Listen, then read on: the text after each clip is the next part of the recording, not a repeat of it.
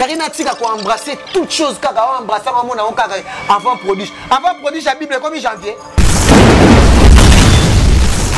Yekuneza boso à côté Grèce. Pas problème à boire ngunda. Pona. Poisson bazuka misapika ba cheka na sima boy. O même ba pédé ba boire na bango ngunda facilement. Non non non. Est-ce un public té? Est-ce que kabo ezala yo sala monité? Yo sala ngo oh maintenant bisayo té. Muto tangi kombo le kechu. C'est mon frère. Muto tangi kombo le kechu. C'est mon frère. Moi si munene. Azini lelo mutaza na poto. Otonga Karine. Adonga Kinshasa. Au sud là audio. Mais je te dis, déjà makambu déjà la fille à lobby qui idole 48 heures Azini. D'ailleurs ka sœur Marie Bongola doit sa chroniqueur moko. Chroniqueur pas dans Karine. Abi Karine vraiment. Karine a mal aimé. Pour nini Karine a zoka mundele. Maman moko soki ya Chine apesa kaye. Et Karine a bomi libala Junior Kabananga. Na sœur Marie Bongola a benga mutu na téléphone. Mutam ko na loba ko mona des gars. Ainsi Karine. Apesa ba confiance na tala kaka.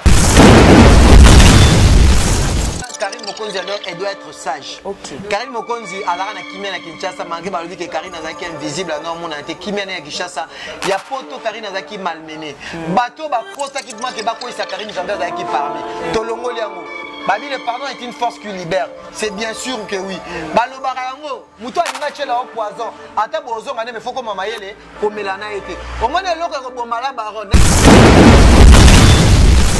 Minute na ko ya pe boy pe na lobby non muto mto na coin na ye. Bango ba garder bande na bango. Ya ba mado o ba sakana ngo. Biso pe batika so bande na biso, ne ba finga ka biso to za bana misala, to za bana tondimi parce que nous tous to ça la métier moko mais makamoza différent.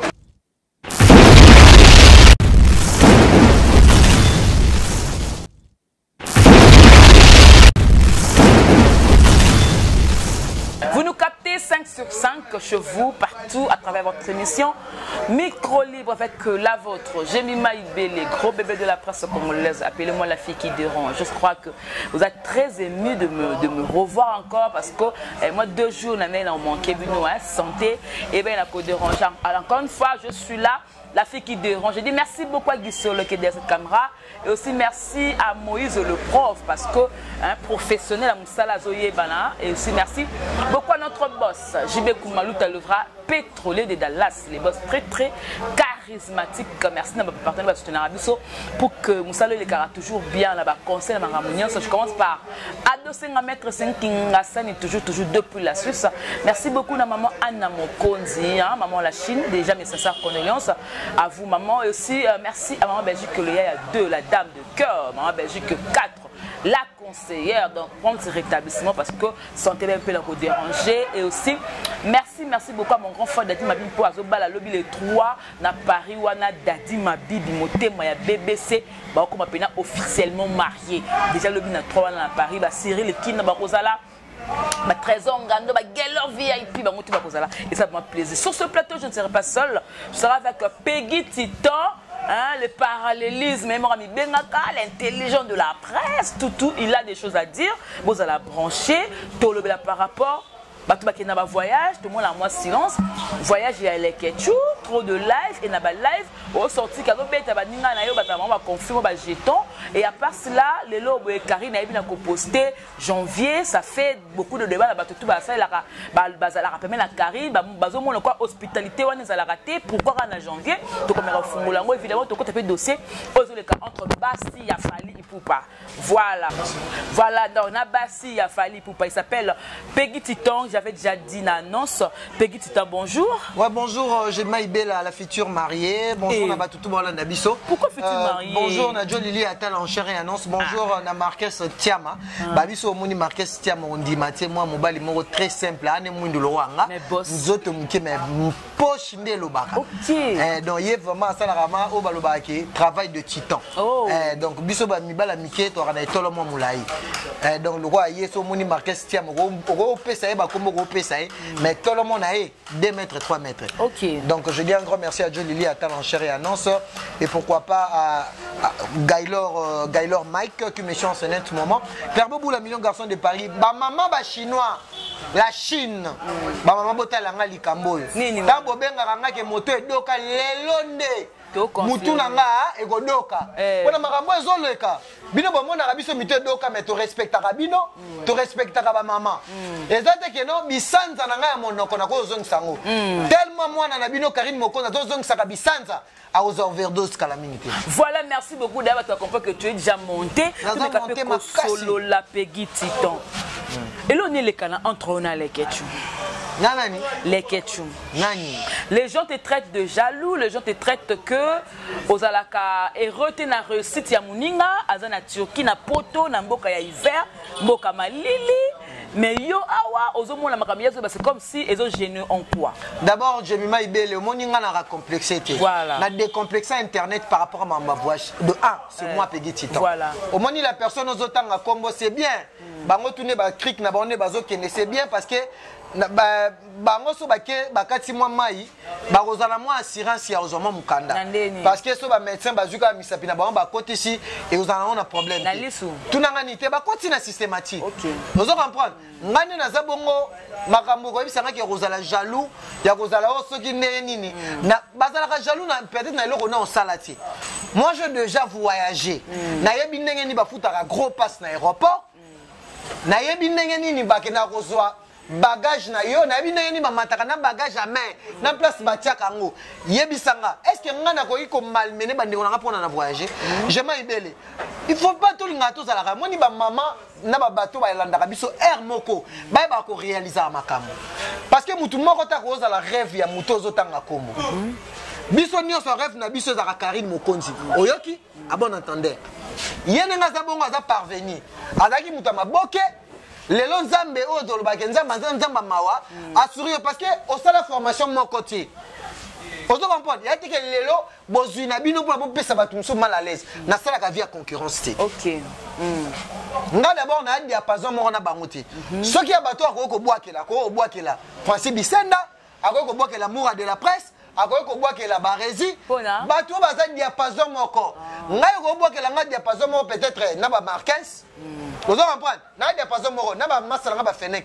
Moi j'ai pas de même diapason na bango. Au moins na kozala jaloux na nene na mati avion plus de 3 fois. Na salito chango 3 fois na so chala aller retour ça fait combien? 6 fois na kati avion na sala ba vol il y a 12 heures du temps. J'ai mis le kokangote. Voilà. Mais je veux pas que non le frère là soit disant les ketchou le lo pona comme ozwa alinga zwa bâtonné en otage azwa bâtonné ba esclave na zati au moins Turquie de 1 pour ton information Turquie a pototé ezani Turquie a pototé ezarani ni kaso za pototé Turquie a pototé Turquie a ndenge mona ba Dubaï ezala mo Turquie a pototé au moins soka za ina besoin que nenga teki biloko ne akuzu parce que bango tout bakomi ka ya nani akena nzela mai akena nzela mai naipe na cascade mais c'est ça eza choix na yo chance le kopam eza choix na yo kende na yo yo moko oyebi yo moko nzela ozokende mais c'est que non po yo kei ozo bata en otage o bana koloba ke maman na internet soyo na nenga mabete parce qu'on fait un travail de titan voilà tout ça ba intellectuel bato ba désarmement qui intellectualisme il y a bato ya internet même yoza mayele les garçons wana ozo obotanga komona baza tunanga nini d'abord de 1 na vie kolinga raté que non ceux qui osent na vie artificielle mutu so comme na vie artificielle nzamba pesa biso vie naturelle ngana loba ngo na zwa succès na kenda na consultant ngati na yaka nzambe nenga loba ke nzamba kutisaka mutu na batu tema na kutanga na bandeko na kutanga Karine Mokonzi amona ka pe vision na leo na komo na simbela ngo kisité mais so otali ya batu belene za bongo bata na ba condition bana ba condition msu ya efandeli enzo mona ke fandeli mutu msu depa fandaki azama na les tinga moninga na fande pa Noël na fande normal mais mona mutu so do chaka boy ona mama ngaba peksa mais il faut mitu na zanini mais pour nini bino tant bolobaka na batu tant bat boya oloba na bino bokenzela mais ngana esa bino vérité akenzela nzela akeya kokatela Grèce tant après Grèce akokene bakozoya na ngunda oui bakozoya na ngunda tant bakozoya ozani ngunda facilement pona État eza mambo état eza mambo état au moins ngama boko pembe moi je suis entouré avec de grandes personnes na limite na loba mabe ya batu babi poto eza paradis té poto kanga mitié bah il faut respecter le gars qui ont vécu moi j'ai déjà vécu mais en plus nakenda pe poto ya pamba te Moscou te bato musu basala 15 ans na Moscou akoma Saint-Peter te nga na koma na paradis terrestre aujourd'hui je suis qui na lo barango na Russie oh mais ça Russie c'est un grand monde yo mona ngonde Saint-Peter ya paradis terrestre Saint-Pétersbourg ya parmi l'équipe va ville et l'équipe va payer belé na Europe na lo barango boy zaika o pegi titan ba beta etonga na lo barango ke étant que Karine Mokonzi a reconnaître Peggy Titan ne Karine ana poto on a un complexe là au monte on a peu makonange aux ananzela mais na okena voix normale na okena normalité pour na nazwa ba jema ibele ba tikali baloba la comparaison n'est pas raison au moni bango ne azabo ba la vie à concurrence ya bango na bango ne bazana diapason na bango nitinga na nga diapason mo na yitu na ina film na solane Edith Kaye ali senga Peggy Titan la vie sans condition c'est une vie éternelle. Na boy qui na la na butuna no sala ba cauchemar. La muka 3 heures. Cauchemar ezala ya attaque ba ba attaquer mais cauchemar ya onga mona ke ko luka. Mais ce ko bato o boloba ke non Peggy Titan tu es jaloux. Na muto le temps ba sali vidéo ba tout directement regarde na bango vers Peggy Titan ba bi que c'est moi qui va répondre. Mais tu ngai na muta kento dete. Moi je voyageais avant lui. Il y a des rêves. Moi j'ai commencé à voyager en 2014 à part internet avec monsieur Franklin. Na yaki no mwana mukie. Na bandi makambo, au moins na lobara na vie, ko ngata nzaba pesa ebele, a pesa pe ya c'est Franklin ou $. Mais c'est Franklin. Oh bah tiens $. Oh mais c'est Franklin. Mais c'est Franklin moko bat ba yebi ba to ba internet ba yebi ba saka ki chassa na 2014. Aya na malette ya dégâts. Premier voyage nanga, nga décomplexé même jeunesse à Bandalungu. Au moins ni lelo so bat ba ofinga yo na kati ya internet donc ça veut dire que oza makambo. Neti ngai jeune wana le ketu c'est un complexe. Akola na kilote, akola na kilote ya primaire na madame na poche. Na lemba kuna nga na koli na bandane na tangi na le bambe na ozala complexé na ozala kento anini moi nga lelo moi j'ai une grande famille à Canada makambo na sala moi j'ai la famille Titan il y a Ornella Titan il y a Eunice Titan na lobi na za na famille moko makambo na salaka nga pona lelo so na lobi so ba lelo ata so ayike quelque soit ata ba hypothèque nda ko nga na ke poto na keni OK maintenant après c'était la vie c'est partout. Na cause appelle vie na Kinshasa. Mais makambo affaire à jalousie. Affaire à jalousie, bezala ke muto par exemple le ko nga na sala yo sali nga na sala moté. Ngai po na nga na comprendre que abwa ke la barési, ngai Peggy Titan. Longola nga parce que ngai déjà na décomplexa ba chroniqueur parce que mutu to comment appeler cet exemple à Titan. Atala ko Titan kenda azonga c'est bien pour moi même si tu peux critiquer. Déjà. Depuis baloba na ngai ke no ngake na isanga bi Peggy Titan yo betela ngotolote. Siko bato tiriki apamba ba okene ba commerce sawa. Ba okene ba commerce sawa belé. Commerce ya oteka bloni. Ba okene te batebele ba kene ba commerce ke tiriki azoli. Asuma biloko oteka ayoteka. Eza pays commercial. Ya pays moko ya ofanda te mais ndenge ndeko kei na ye ne ba timbisi yeke na eta nango paza so akoti na nzamba sungie akoti na grâce à cause ene donc ba rêve bango tout Paris parce que bino tout boko mama ta boko mi bo na Paris bobo mambo kopal bobo na no ba journaliste à buzz tout le monde on a vu ça avec Jas Kaboulou tu prétendais que non tu es intelligent tu arrives là-bas à Paris comme le Mutabara Fin Tumba jusque là le seul chroniqueur Ouassara Moussala est bien, Papa Moupassoula et Adoyoué. Tous les gens là sont de barbares. Kelly Katenda. Oui, Kelly Katenda, il est intelligent, mais à la position. Moi je parle de chroniqueur sans position. Parce que le seul chroniqueur basé dans la pote, dans Paris, on est mal à l'aise. Oh, mais c'est Peggy Titan. Oh, pourquoi le mais Karine Mokonzi a publié une photo le pourquoi nous passons la tournabi oh mais pécho na mona ke trop na tala ke mais biso na poto de bikaza maele Karine Lobango chroniqueur intelligent de la presse en ligne mais na c'est en vérité parce que ba tout ba lo ki chassa ba okene ba na ba le seul mouton ko coincer ba pourquoi nous passons là le ngona no délire émission to ça nao ke ba tient invité ba cheboé oza maele côté là on comprend intelligent mais ba tout nous sabok ba désarmé ba c'est le côté le seul personne au basé dans la poto Karine Mokonzi ngazana ata ko chana e fils amani onini boy mais so do chema na makambo ngo parce que moi je dis ça na lobara yango à haute voix na ça la vie n'a pas pour battu. So ça la vie pour battu. Mais n'a pas le mois à on a que faire na braza pour na son. OK. Mais tellement na youtubeur, na ba ma autorité, na la Chine, na parmi au moins en 2020, na qui parmi ba garçon visible au ba na Kinshasa, ba chroniqueur, na bimagi. Est-ce que ngam na tine ba tona ba cha? Te ba mo. Ba moni ke batali ke non, mais garçon yo na poto to mona ka mingi. Batala rat. Tout le monde est trop. Est-ce qu'il y a une minute où on a fait un lobby? Non, mouton tu as un point naïe. Bango ba garder ban na bango. Il y a ba mado o ba sakanango. Biso be ba tikapso ban na biso. Ne ba finga ka biso toza bana misala, toza bani tondimi. Parce que nous tous tous ça la métier moko, mais makamoza différent. Voilà. Entrée ça différent. Il y a entrée na un mususu. Na yebiti a coopérer msuna muto a boire ka. Mso pesa ke $1000. Na mususu. Clairement bula ko pesa na 200. Et on est coquina. Na coquina nga. Na boy na déborder pour na plus tard. Edith Kaye a nous tout dans la petite temps, mais c'est quoi? Yo vite Sambala Moko. Babi, en forgeant, on devient forgeron. Voilà. Moi je dis que na rotika la Facebook, na rotika ka YouTube tant tina on a zuité. Na fona soit là. Na musana ouais. Na musana na fona soit là. Parce que y en a batu musuba lo ba kete garçon faut tomber sur opportunité. Bine bozo opportunité, bon garder bande. Voilà. Ça na cause jamais na kechuté. Impossible parce que na sali makamo le kechu sali lelo. Nga na salango. Na ebi prix à gros passe. Puis en plus na tel chroniqueur na voyageur qui na first class grâce à ma autorité. Ba fouté là $1,600. OK. Yebi artiste amune na kuta na mboka na avion tona OK. Obi na kuta Salif Keita. Bon mota avion mon. Vol moko na Ethiopia. Na tokita ti na Ethiopia. Atu na tu fais quoi na ese na YouTuber. Akamwa bi il y a Fandi Bo na Fandi Bo na first class. Donc eza ba bilo moya ba souvenir. Ya ngana loba ngoke na nga besoin sa concurrence. Ba ba ke ne poto, bo ke ne poto. Mais tout le monde na minute so muto azo gagner ba tout ba ke na poto. C'est Karine Mokonzi. OK. Ba on nyoso na ba neti le quoi jazz. Akomi ne camarade ya Rafin Toum. Yo depuis mettre na nenga mabete. Jazz Kavulu avait na biso. Il faisait bien son travail. Moi c'est comme ça comme kilo. Tes potes pese nga fo moi kayu e mo pe les presse. Mayele. Moi ni mayele na o jamais ba croire en printemps. Quand vous avez une ambition na yo, obi ke na okene place telle. Tala le quoi ba popol mu pasula. Il a gardé la même vision. Azaki a chroniqueur, malgré continuer YouTube, malgré bandérone misusu bande ko finga biso ba vieux banati le coller, ba comment ba youtubeur le quoi biso. Mais aza bande ne ka gagner. Aza bande naé sans polémique à recevoir ba musicien nyonso. Voilà. J'aime Maïbela. Na rien biso vérité, j'aime Maïbele.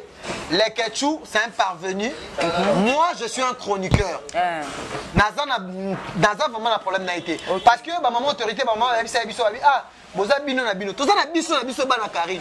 Mais pourquoi yé attaquer na bateau ba soutenir na Karine? Disons la vérité, yo so ça le question émission. Toza hypocrite té.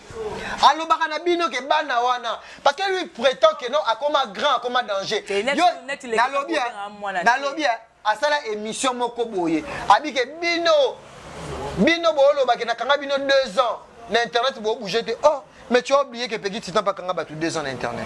Que bat batanga a Kombo. Bino mo bozala wana. Biso nyonso suivez les guides, biso nyonso doit suivre les guides, il y a Karine Mokonzi la baronne. Ba oh lelo ke ba komo luka ba zo moni ba janvier te place basuka. Ba osala ni na YouTube. Mais Karine tanga benga intelligent de la presse abi que Peggy Titan peut se défendre na musala o atangela. Musa na tangela ça journalisme. Voilà, Peggy, tu continues l'émission. Non, moi, je vais faire une jalousie. On le bat trop. J'aime les commentaires, les appels. Non, non, camarades nanga, bien. Non, non, camarades nanga, bien. Non, non, akalelo. Non, non, clairement boula. Moi, j'ai des gens sur le lobby, net na minute so. Fifi si wa lobby ke, a lobby ke ça va nenga oganga dans trop. Ngai, fifi si wa mta lobby. Abi na yebi ça y est, abi Peggy, tu amènes ton passeport. Tu pars en Turquie pour 14 jours.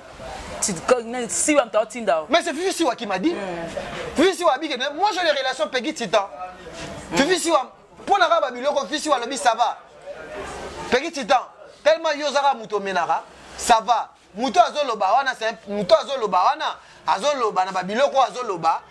Allo Babiloko, mais Peggy Titan amène ton passeport. Lobi n'a aucun passeport, n'a Fifi Siwa. Ok, n'a pas sala n'a nini. Après on a vu visa n'a 14 jours en Turquie. Voilà, merci beaucoup. Voilà donc merci. On m'a dit pas ça masala makambo. Bah quand côté monsieur fungan. Kasi mais c'est ça. Ok, c'est. Moi Fifi Siwa moni ke bolo ba trop, ya za madame. Azara posé. Allo ba peta. Malgré bo buda ka ebo ke na kotonga Fifi Siwa. Fifi Siwa lobi. Papa. Fifi Siwa lobi ka. Fifi Siwa lobi ke na yebisa leke chu. Kazo tindanga Turquie. Ok, c'est bon. Toyoki, Kalanik, t'es dedans. Mais non, Zonga. Ok, Zongi. On a message Ok, Zongi. Voilà. Merci beaucoup. On a plusieurs choses à parler dans cette émission. Très chers téléspectateurs, l'enfant prodige, Abungaki, Azongeli Maman Naye, janvier. Le loi zongue maman naie, mais tout le monde peut Karine a zongue c'est les reconnaissances. À l'objet de la Chine balimbi ça y est, a posté, ba polémique et bandit, Titon a défendu Karine, Fennec a défendu Karine, ba tant ba comment ba te belé ba défendu Karine, mais qu'on posté wana, oh Karine a posté dérangé bino en quoi? D'abord de un, Karine Mokonzi elle doit être sage. Okay. Karine Mokonzi alara na kimia na Kinshasa manqué ba dit que Karine azaki invisible non mon a été kimia na Kinshasa, il y a poto Karine azaki malmené. Bateau ba kota qui manque ba ko isa Karine Janvier azaki parmi. Tolongo liango. Babi le pardon est une force qui libère. C'est bien sûr que oui. Balobara yango, muto alinga chela au poison. Ata bozo ngane me foko mama yele ko melana été. Au moins le loko ko bomala baron. N'habite Karine, azaka ndeko, il y a Sainte Marie, azaka ndeko, il y a Saint Paul. Azarandeko pour Karine ko baka nyoso kaka pour Karine amona ke bat nyoso bafinga ke so bazongelié amona rabeta banku pour abeta bango bravo tantine biso mari bongo la biso to yeba eti kabi ela mwanza Karine nga yaka batu grand sœur nga komisa Mokonzi yaya wana kaka na bisa ka binoti na saka émission na yo awati Karine azoka mundele bino boyeba on Karine nga zo amukanda première eloko ba maman biso autorité ba salabu quand la personne Karine ando benga pire ngai aloba ke Karine angaka bomele libala na mobali na ye na bana na Karine na malmené na basango Karine azwa ya mabe na lobi na koki ko sala nyonso na ko finga Karine matin midi soir na intimité Karine on se touche à moitié janvier toucher l'intimité de Karine Mokonzi on doit le dire avec Karine on bomona ke Karine ngo bula est-ce que mutu lo va pour kulelo akola na Karine to longo non de ya Didi akufa janvier zana bato baseka ya Didi 3, ma fille, maman, la biso, maman Charlotte. Maman, tu la pauvre maman innocente. Atinda la Karine te. 4 Karine a freiné la biso na babino. Surtout nga kutu Karine kutu. Oh Karine a même kutu comme on a ngane ngana rotika la sou qu'on voyager te. Ngana quand je viens ici dire à Karine de vérité, voilà place Karine nous amène. Karine doit être sage. Ba maman ba soutenir Karine. Karine, tu as chrétien les lois, par ma mis sous veille.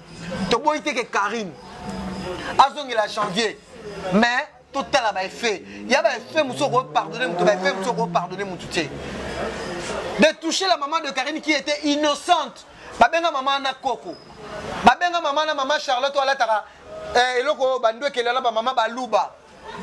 Yobi bateau banyaba ko sa Karine pour la Karine ngazo même Kinshasa. J'en veux été parmi. Mais ça peut te rappeler à mon pena yena ngape na wanga na te bonga na nga fou à la Chine. Na ngape appel na démarrer Karine, mais j'ai des limites hein. J'ai des limites. Je peux pas déborder la combattre l'intimité à Karine. Parce que moi jamais je peux dire que ngani na zabunga la na chambre Karine. Karine a tiré la biso ndako. Mais du coup à cause de $50, moi on m'a donné $200. En 2019, quand on a voyagé, dans un gros passe. La tantine m'a appelé. Quelle tantine? La tantine, oh Karine, elle a abisso, Yanae. Épave. Abenganga, petit titan. Je fais vibrer l'internet. La minute où on là, il sera Karine, 200 ans, ils allaient.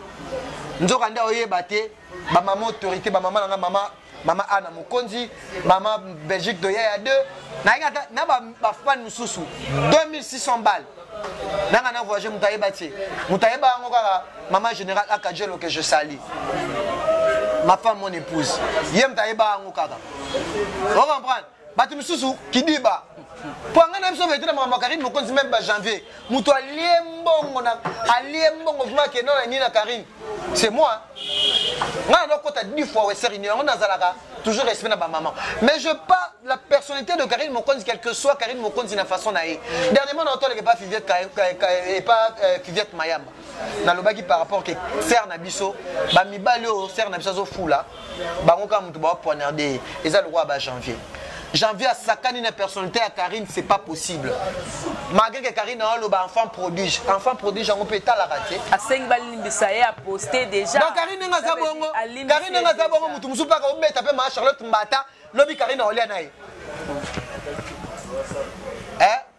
Yobi combien janvier kaka wana ngana loba mabete. Naza contre te na ko kuta janvier na Karim. Ngai pe de fois na dekonaka. Na miya sala na lobby asali la Karim eloko ti. Biso nyonso to yaki. Biso nyonso. Ko banda Cynthia Wadol nani aux Afrique du Sud. Nani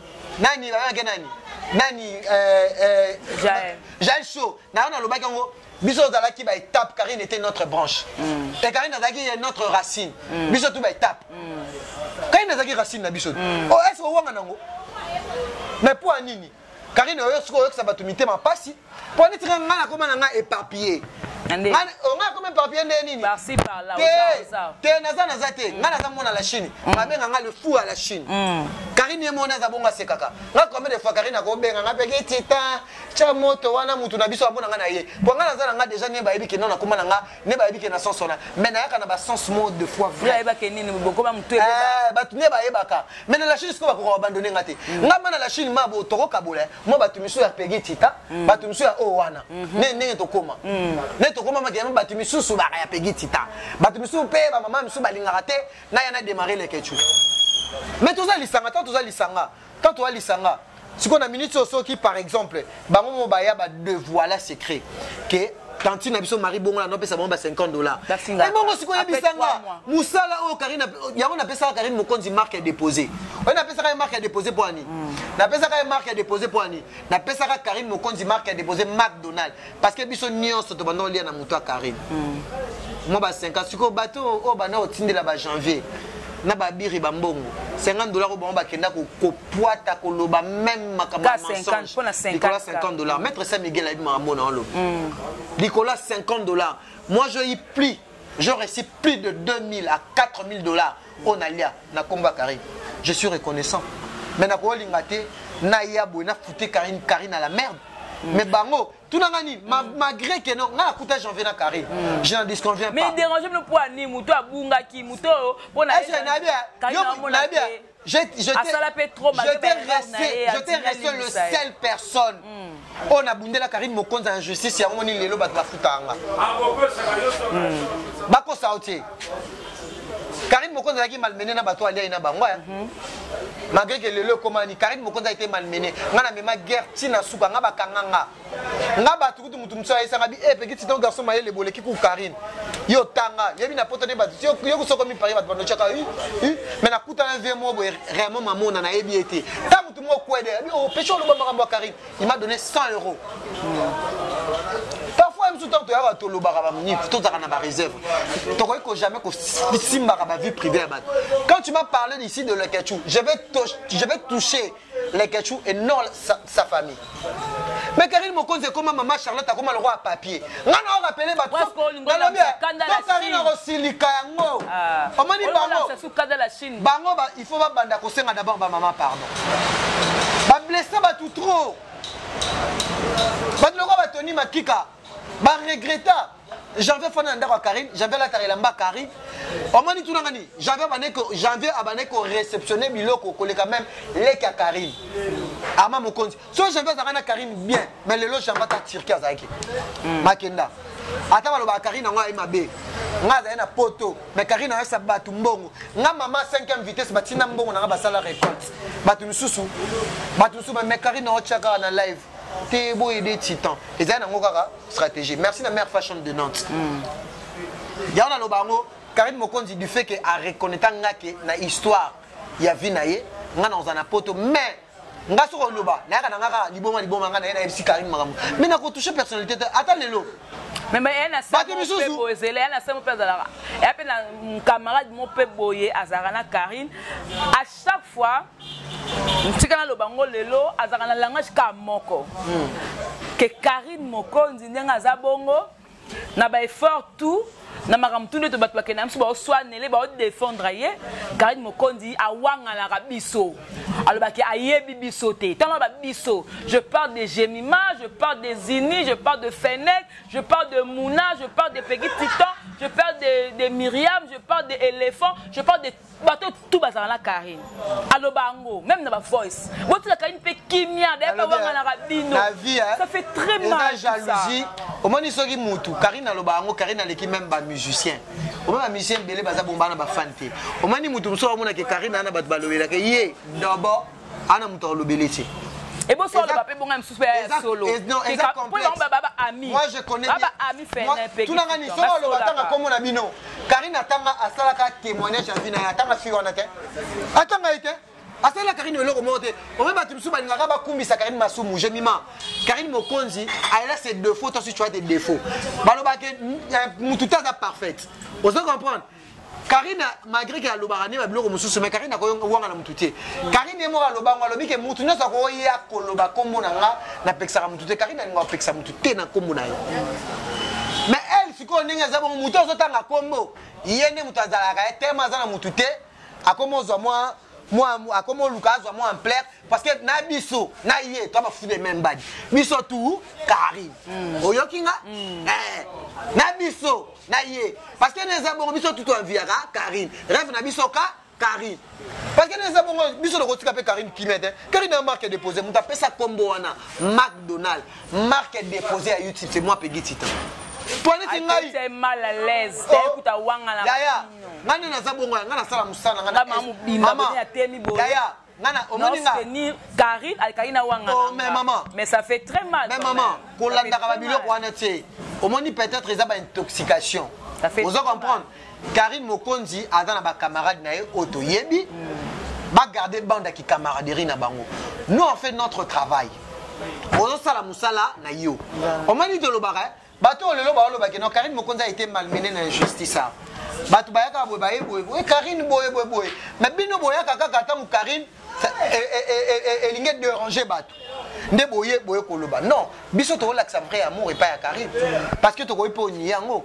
Karine Mokonzi est le plus chroniqueuse elle est plus chroniqueuse elle est chanteuse on fait ça par reconnaissance Karine Mokonzi appelle ça na biso na bango to ba loba ki Karine wanga na biso appelle ça biso nzela biso tout sopani wapi na fleuve Congo nini YouTube elanga ya Zaïre maman bat musuba ya biso te Karine Mokonzi bon qu'elle est tellement bien yango qui bon na épée RMOP côté na doda voilà Peggy aye ba ko la vérité Karine Mokonzi je pense à rolobalika mon face à ça live so ba rolobake non parce que ngana ngana sous charge te ngana ko ngana indépendant mais dans la Chine ba benga le fou de la Chine OK parce que déjà na yeba ni poto mobimba grâce à elle na minute na lo ba makambo Karine te na lo ba makambo Karine na ko vivre kaka voilà c'est mais l'essentiel tellement Peggy Titan dans l'identité mon pour la Karine Mokonzi quand il s'agit d'une intervention plutôt je dois venir intervenir wana mutu o tenir nga rigueur terre moi ta Karine yemo Karine Mokonzi yemo ko kokati ya lo balanga ba te belé ba finga ngati Peggy Titan moi tant na ka lo belaka Karine Mokonzi boy kaka Peggy Titan comment mu kala senti mais ce que Janvier a fait personne l'a reproché. C'est comme si Janvier a plus aimé dans la Chine. Le quoi Karine a ngake mingi. Il y a plus aimé à la Chine. Toi tu as resté à soutenir Karine. Donc elle est troisième année en haut. Tous appels fidèles. Moutos sont fidèles à Moutouté. Pour Ningaya, attends, bon, le maman Karine, mais quand tu as mis dans le plateau, maman Karine est en Haïti. Tous appels réalistes. Merci tout le monde vers la fin de cette émission. Tout cas, on a deux sujets. Titan 2021, Babi Luka qui met la moutounie ensemble. La telle émission, moi aussi, qui na chaîne mon autant on a comme chaîne T, oso ko démarrer, ko le va pour moi pour Nazini Kumbi. Qu'est-ce qui ne va pas? Non. Au tiki les ketchou comme sous Nazini. Zini baba parvenu, tozo qui appelle. Parvenu. Oui, c'est un parvenu. Zini banana nini. Zini azaya na biso mukolo. Zini banana horizon 33, azana ba grand frère na Mike. Mais na vie bino bobenga nga Peggy Titan songi. Yo appelle na lobby na minute oyo. Ngai na kena ndaka fifi siwa. Tout temps ba koma batne. Te na ngana tangaka. Na kena ndaka fifi siwa, iba je la trappe basalanga. Yani. Ngana kena ndaka fifi siwa plusieurs fois. Parce que si fifi siwa lobi ke Peggy Titan, son a muta complexe. Ngana ndo za sona kutena fifi lelo. Kozo ngana ndaka $20, $30.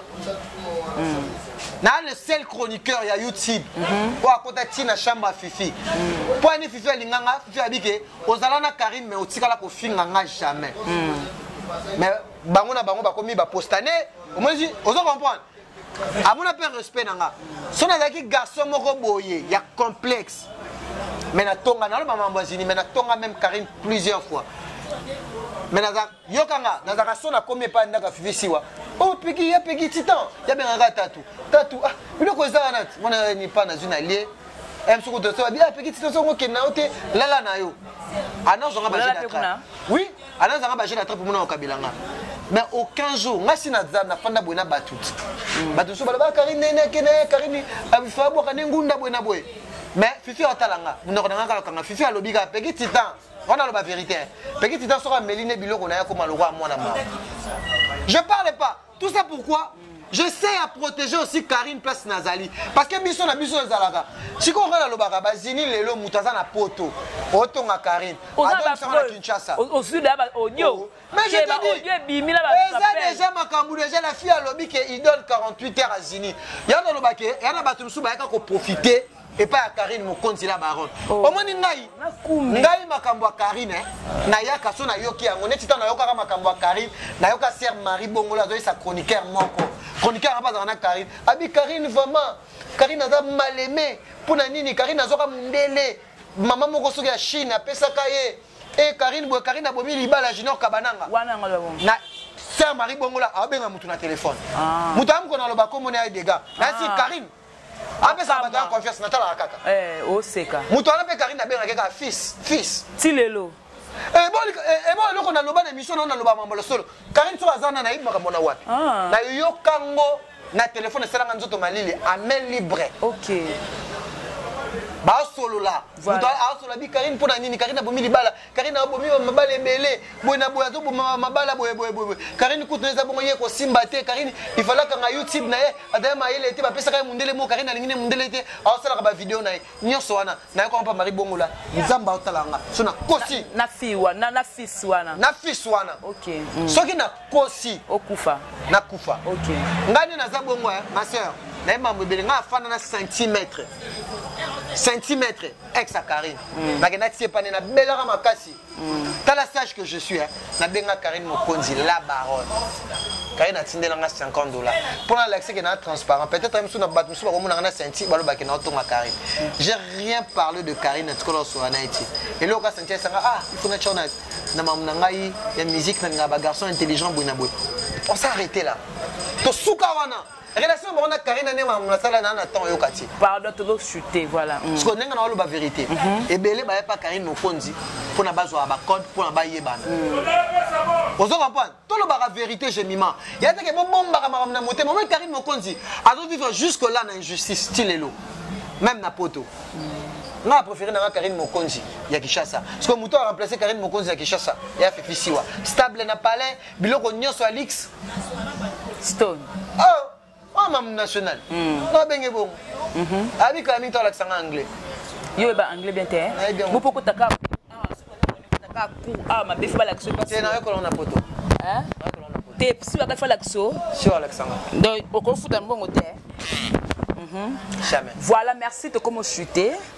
Un point de vue par rapport à le cas entre Niki Menga, Barcelone, maman ya Keina na Kelia, et puis Nana Ketchup. Maman ya Marco 6, bana tout yo fallait bota. La 4 na bango belle sœur na bango Tina Ipupa. Et tant qu'il y a ndeko ya fali, olé ay bandenga ko ba moto entre ba dembanda wana, yé apoli pena kaya Nana Ketchup. Et mon na kiya ko talende Nana, ado protéger Nana. Mais Azoko,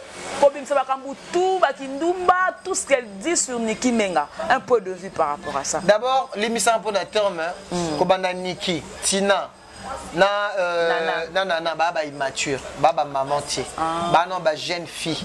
Parce que ce tali mon ali bossé à Niki, elle a 21 ans. Marco 6, il a 19 ans. Il ne sait pas la Marco 6, hein?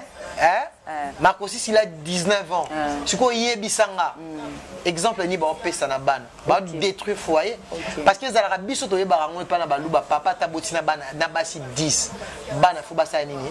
Ba 5 bango. Ba yebana. Mémoire nini? Parce que déjà la fille moi na liboso ya Fally Ipupa l'aîné ya Fally Ipupa eza mwana Niki Niki et a te que non azo senga respect non directement batina faut pas passer respect parce que aza aye mutu abimiseli Fally Ipupa mwana liboso oh lelo tant bozo mwana liboso keina lobi trop c'est trop sur ma mère arrêtez d'insulter ma mère déjà eza division et kaboli déjà yokani si mwana wana amona mama tantine tata moi sinon de benga on va comment benga lelo tata na Francis tata moi si azo zo part ya mama ketchup nana ketchup c'est comme si bozo rejetait directement la fille parce que la fille elle est déjà mature a comment ke ba Dubaï yemoko a mataka na avion ya Kinshasa yemoko elle est déjà mature lelo boye barango Fally Ipupa azwa lelo mukana c'est grâce à Niki oh ya solo c'est grâce à Niki Nabi Niki a aidé Fally Ipupa ya basuki ya suki ya milai o Fally Ipupa okanisa basuki ya milai ba ochaka babulu wana bachaka na mutu wana nazaki fi moko boye respectueux na Paris pe famille moko ya bien mandima ki Fally Ipupa total kaka place moko ti total à décon moi je regarde des enfants les lobana bango moko ta réseaux sociaux quel trouble na famille Fally c'est Fally qui est le maître tant autant la sœur na biso Tina Ipupa na minute on a nenga mabete sœur na biso de pas kende poto abalato aza femme légitime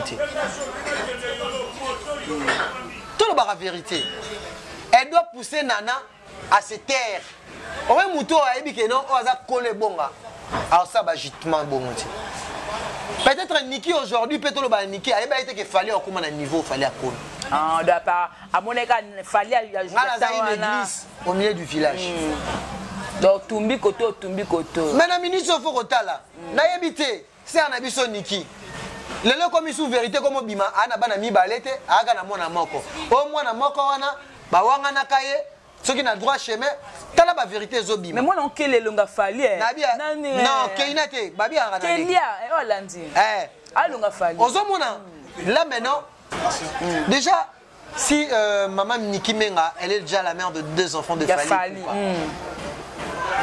terrain d'entente il faut ça peu en plus Nana Ketchup elle doit être humble on appelle la monde ba Instagram ba YouTube ba tu ba ko mi se bongo ça ba est-ce que na bien moi chef Babugaz maestro au monde ya na clip est-ce que boye so mon Instagram na jamais ta maman na biso ba Sylvie Mapatane ba se respecte Nana Ketchup aussi deux fois elle est la personne aussi qui fait humilier son mari na ba live ba biluka pas mezanga tina au moins deux fois Fally Ipupa répondre à ti Fally Ipupa ko zo likambo pa ko benga pe Niki abi je veux pas ça et Sili mais Nana Ketchup baloba bat ba mona pondie c'est comme si Nana Ketchup a moni la Fally pas yoza na libala mais Fally Ipupa doit être calme il faut ça non calme Fally Ipupa na minute azo lukela na d'abord bana na ye abokola na mokumba na na mo ebele ce ko bino ne oza bongo za occasion de site yo vite que non Fally Ipupa ko kwea kana makambo akwa ipe ye bati ba papa na biso misupe ba ko supporter te obi ko ke kozana bana na ba limsanga na ba maman différent ezake loko moko boye c'est pas facile hein parce que Niki azo le parti concert au Fally to beta kaka boya accord à arena wa to beta basala 2 mois na Fally ndako moko quand il fallait qu'il ait voyage à Poto abna le makamu nyonso ngana fait ça no divorce te ben na lobi Fally ndako oye a kota na poto ya liboso yanda ka Niki te yanda ka Niki te ezana mikanda ya Niki nde basala ke Fally azwa